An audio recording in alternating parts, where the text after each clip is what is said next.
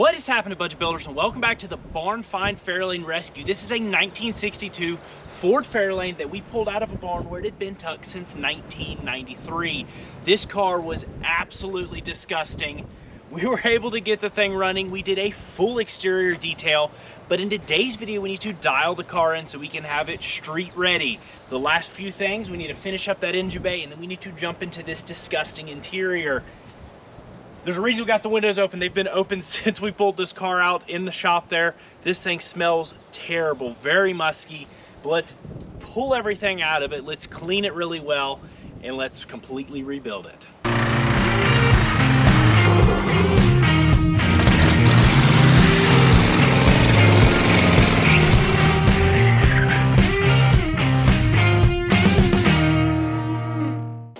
Getting fancy here.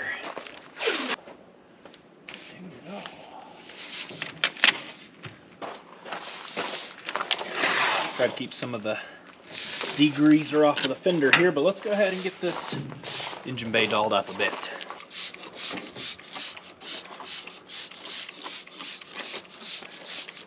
First thing, before we even wash, I'm just gonna hit it with some degreaser.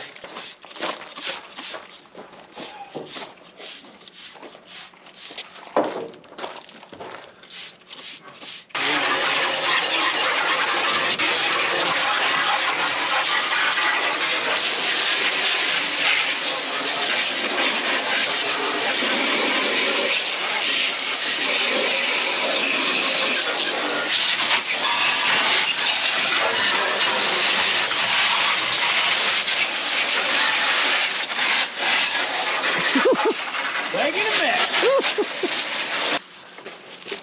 This is nice.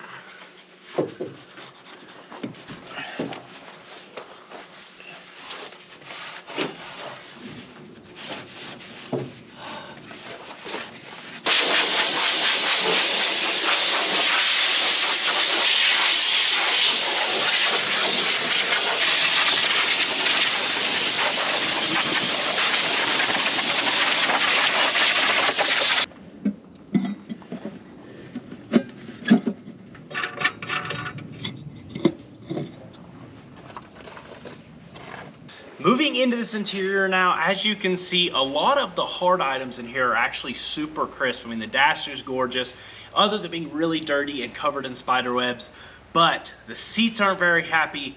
The carpet is destroyed. The headliner is hanging down. We cut what bits we could out of it.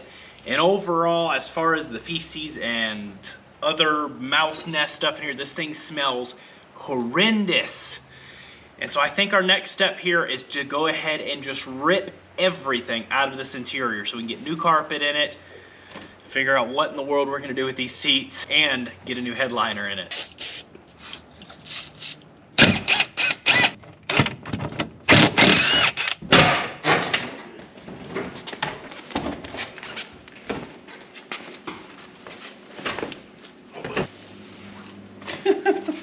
Sheesh.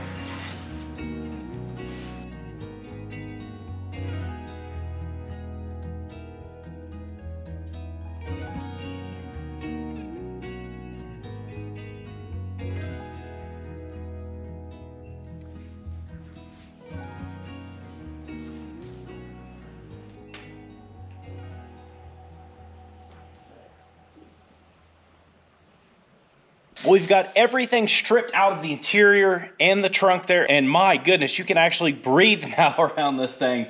I was surprised at how musky this thing was, so how damp it's been, but how nice of shape this car actually is for being as old as it is. You're talking about a 61-year-old car. The trunk is perfect. The floors are extremely nice. We have 1, 2, 3 little spots that we have to patch a bit, but otherwise this car is so incredibly solid. We're gonna be able to clean this thing up. Let's take care of these floor patches really quick so we can start laying down sound deadening, and then we can start putting our headliner back in, get our windows back in. Man, this car is coming together though, and I am so excited to see this interior through.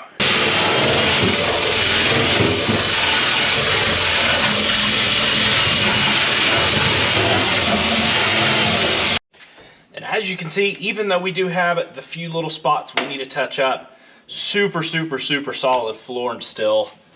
So what I'm gonna do here, let's go ahead and just mark our few spots that we need to address. I am probably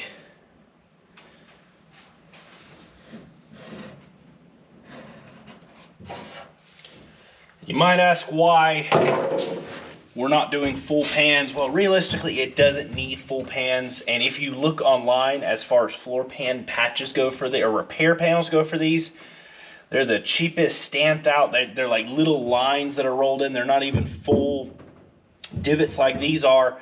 And they just look really cheap. The nice ones are very expensive. And so we have some old panels actually off of an MG that's very similar that we'll be able to use pieces out of it, and that should get us everything we need here. Let's go ahead and get these cut out and start getting our new pieces spot welded in.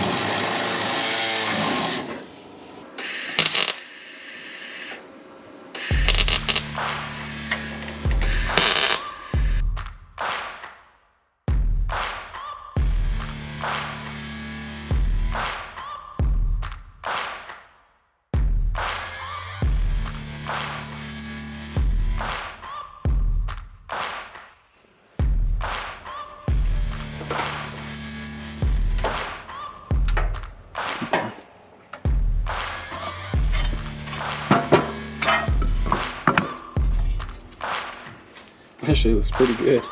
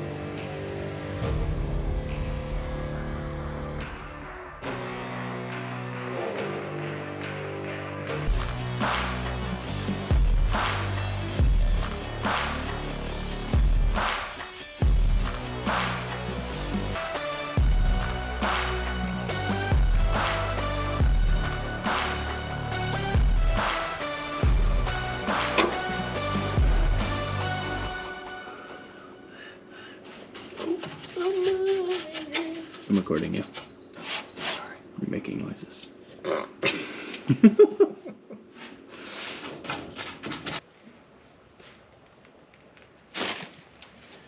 Well, while the floor is drying, I think it's time to go ahead and see what we can do with these seats.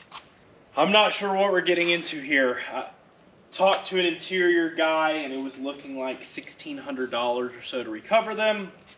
This is budget builds, and that's not an option. Seat covers for these. So the issue that I've had with these is 1962 was the only year. So they made the same interior basically from 1962 to 1964. 1962 was the only silver interior.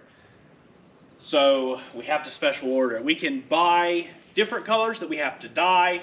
They were going to be about $650, $750. It was $150 to $200 upcharge to have it custom to that color. So we're looking at $850, $900 or so, depending on shipping. And so we went on eBay, and I've seen them pop up. I know if you guys have messed around with this stuff, you've seen them. The old school, new old stock, random seat covers. We measured these out.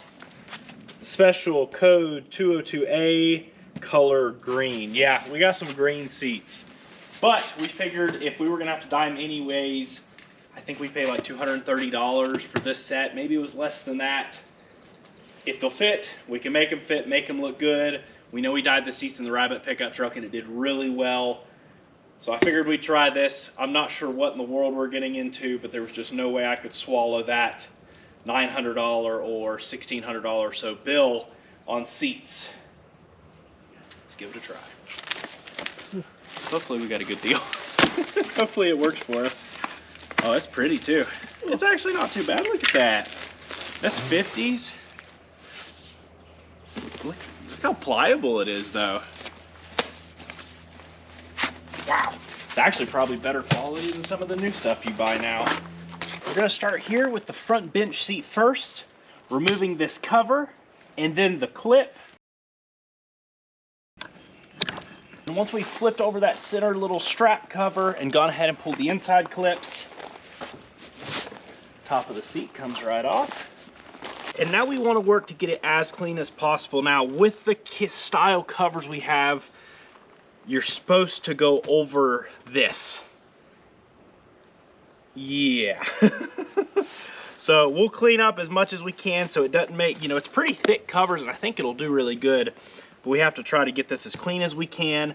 Thankfully, most of the smell was obviously in all the crevices in the side of the car that we cleaned out and everything, not in these seats. But we do want to spend a lot of time brushing everything out, getting any little bit of poop or anything off of them, and obviously taking care of the inside.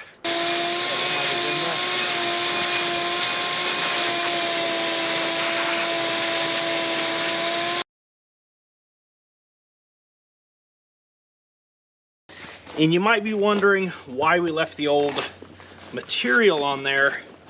And that's so it holds its shape, because this is not specific for it. I'm pretty sure these were always designed to be this way, to go over the old fabric anyways. Well, it says right here, it's supposed to go right over the old. So let's follow the directions on the thing. All right, ready?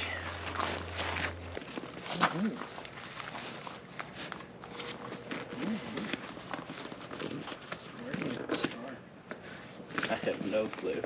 And we'll use some of the supplied hog rings, as well as we'll probably need 18 million more to go with it. And so you put them in there, you got your fancy little Harbor Freight special tool, and they'll squeeze this and it just pinches it down, just like the OEM factory.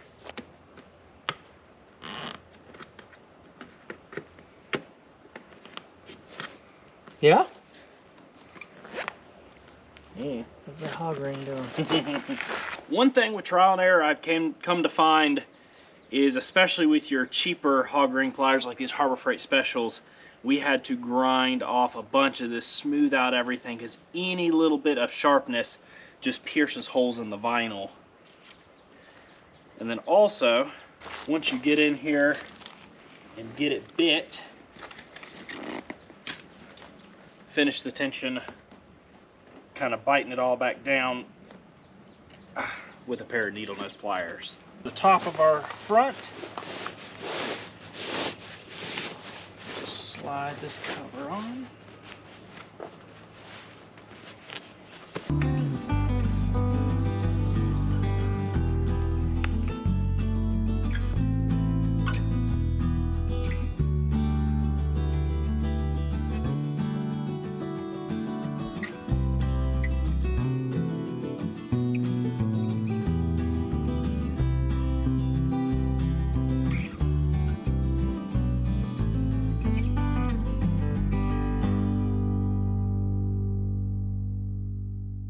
As cool as the white and green seat covers are, I just don't think it's gonna match that gray interior very well. So what we've got is some Simcoat. This is Simcolor coat. This is a flexible coating. Hopefully it'll last pretty well. We did something similar in the Rabbit pickup truck and it's held up really, really well. So we're gonna try it on this.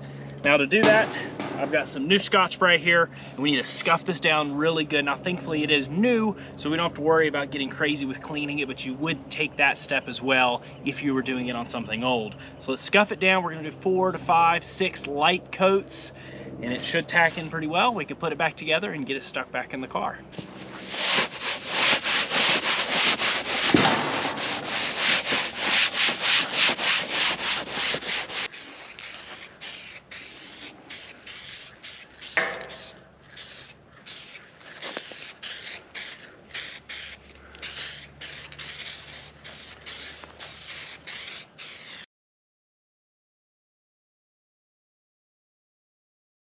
And there we have it, our floor is finished up, super solid, it is all dried. It's not perfect, but extremely happy with how it came out. It's kind of neat how those MG floorboard, the lines, the divots all line up right compared to the aftermarket stuff that you buy. And this car is solid. It is going to last for years and years and years to come as long as it's taken care of. But with that being said, we've gone ahead and coated the bottom as well where the welds are underneath. And now we can start putting in our sound deadening. I want to sound deaden everything, make this a nice, comfortable, quiet driver, and then we can start putting everything back in. The stuff we're applying today is just the same inexpensive Amazon stuff we have been, the Silis. It's thin, but it does really well. It makes a big difference in a car.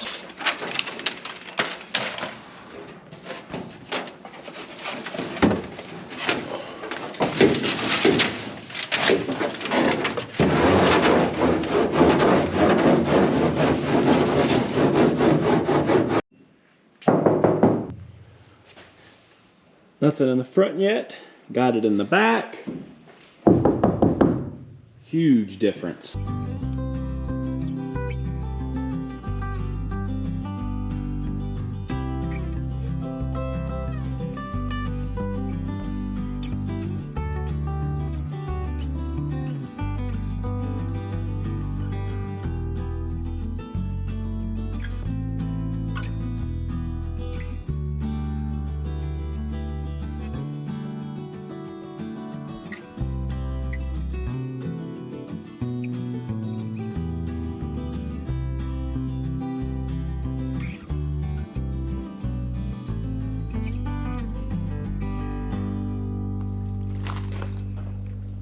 There we go, we've got it all sound deadened up. And as you can see, we didn't do all of the floor because obviously the carpet does have some of its own sound deadening, but our main spots here that's gonna help with road noise at the wheel wells, and obviously to keep down driveline noise, we have it in the middle there, as well as the roof. And with that, it's headliner time. There is a lot going on with this headliner. I mean, there is, I don't know, we'll see. Hopefully it's easier than or similar to the Galaxy, although the Galaxy was pretty darn hard. I guess we just put it in here and let's start seeing if we can get it stretched out. As you can see, of course, you've got to trim up just a little bit here to get these popped through. I may have to trim it just a little bit more as we start stretching it. But first, you get all your bows, make sure they're in order like they were as they came out of the car.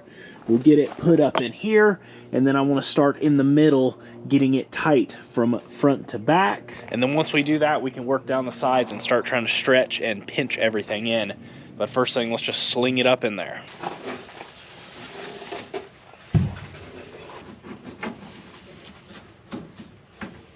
Okay. How it was held? Was it through a flap or was it? You do it like that. We're just using our DAP weldwood. You can see we've gone ahead and marked our line here, so I know to stay on the outside of that. We'll let that sit for about 15 minutes till it tacks up, and then we'll do a second coat, and then we can go ahead and stretch and put the front on. That looks good.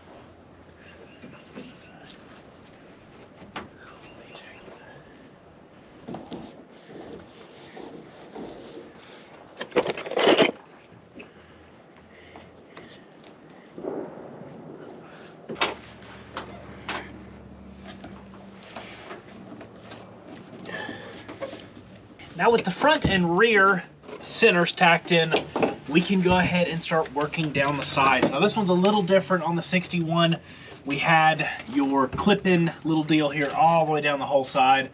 So back here we do have to glue, but we can go ahead and start getting, we'll start kind of in the middle and work our way out, trying to get everything nice and as tight as possible. So what you do is you pull this tight and then we'll fold it in here. I got this little plastic tool and I take that and I jam it up in there until it actually bites on the little biter things in there. And that should work good. So you want to get it close to stretch, but not quite, because it will tighten up even more once you start pushing it up in there, and then you trim up your access and shove the rest of it up in there as well.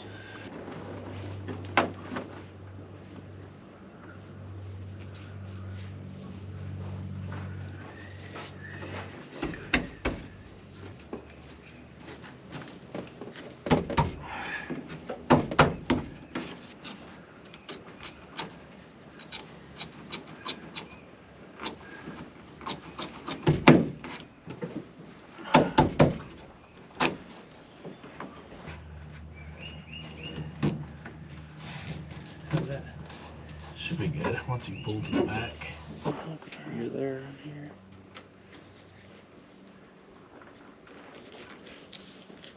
Take a look and see what that looks like. Looks really good. Yeah.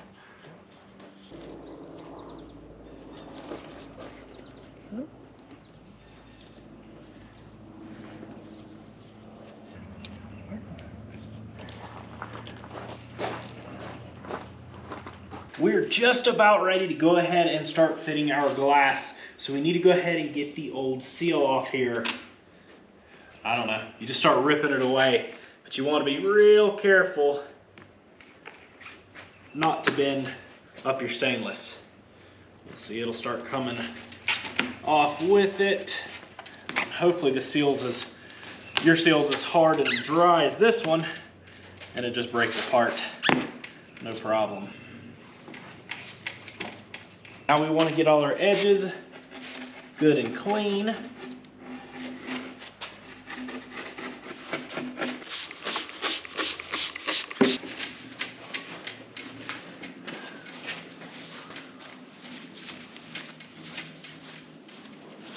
Although we do have a little bit of delamination around the edges, it still is a really, really nice window, and the original. Get our gasket installed, and so what you want to do is get this put on dry.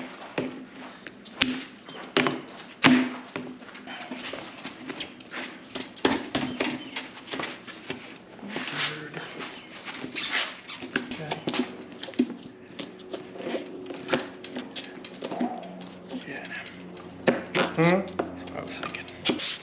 Put that seal on, we can go ahead and start fitting our trim.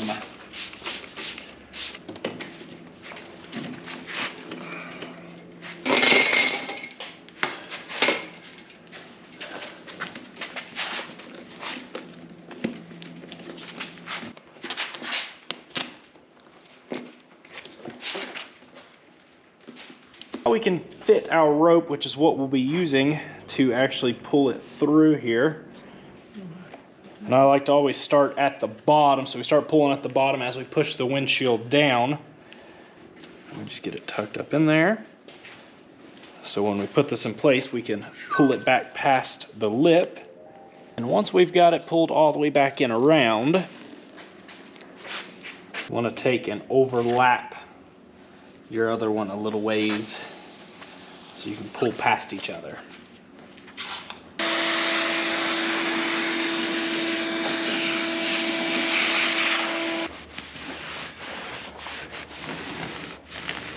What I'm gonna actually do is go ahead and actually strip caulk it using 3M strip caulk, just like it would have been from the factory, just to help seal it up as best possible.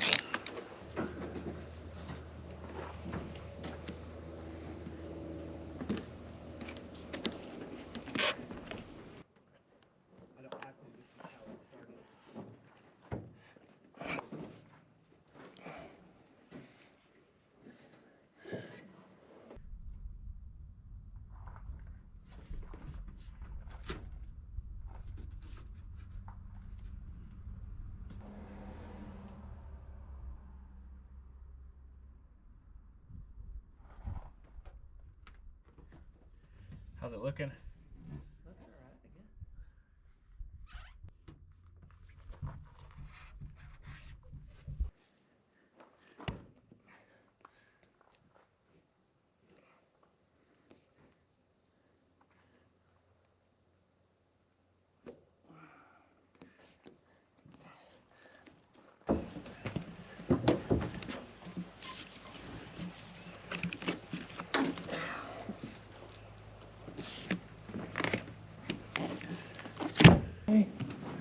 I'm gonna hold up. Let me take a look. All right.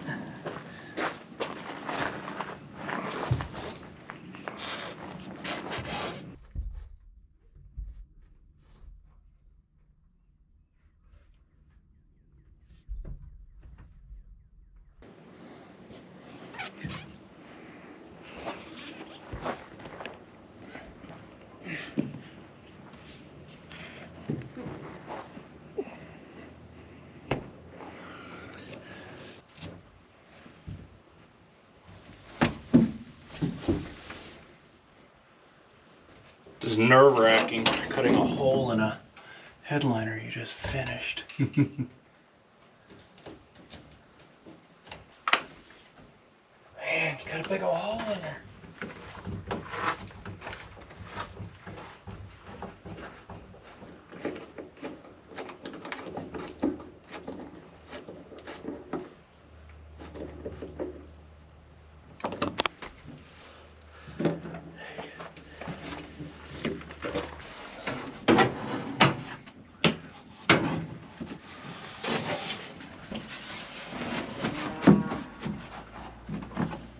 Now something I will mention really quick, just so you all know, I did notice this morning a little bit of water weeping through that side just from the dew coming down.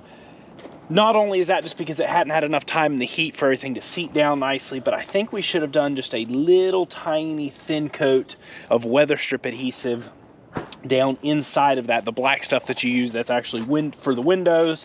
And so that is something on yours. Be sure you do just a little bit there, because we will probably pop these back out, or at least open them up as best we can and get a little bit of sealant down in there, because you know we did it around the outside, didn't even think about on the window bit here, but that is something to keep in mind. We're not professionals at this, so sometimes we do things not 100% the correct way, just remember, and that is something that you may want to address.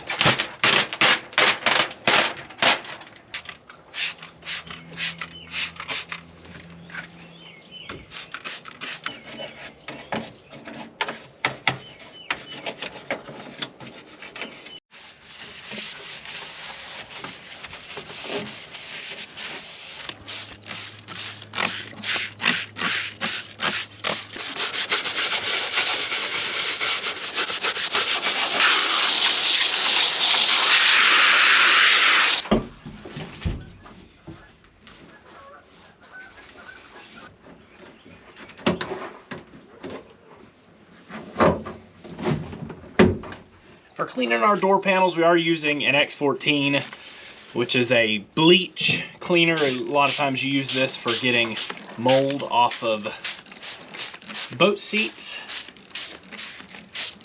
Be careful to get breathing this in or getting it on your clothes. We'll let that soak for about 20 seconds. We got our little brush.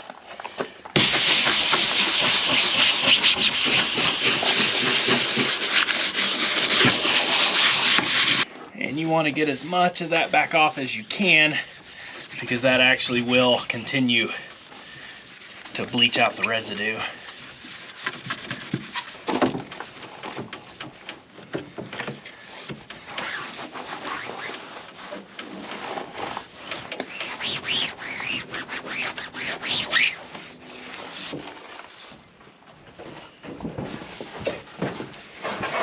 The carpet. This is always exciting, getting these last few bits in here that really transform an interior.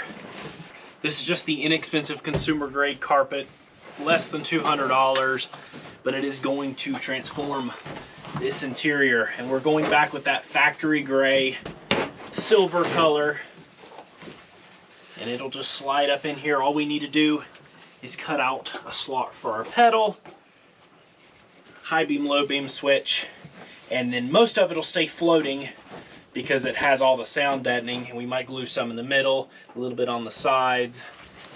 And then obviously the seats and the kick panels and the rocker covers are going to hold in the rest.